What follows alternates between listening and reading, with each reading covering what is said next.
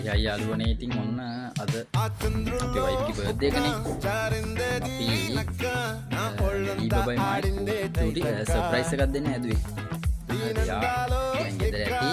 ඊට යන්න බලන්නේ. පොඩි කේක් එකක් කරගෙන ආවා දෙන්න. ඉතින් අපි දෙන්න යමුනේ. අම්මා surprise කරමුද?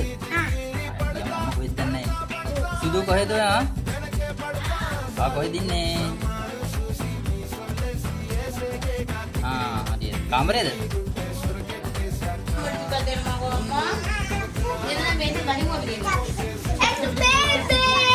Happy birthday to you.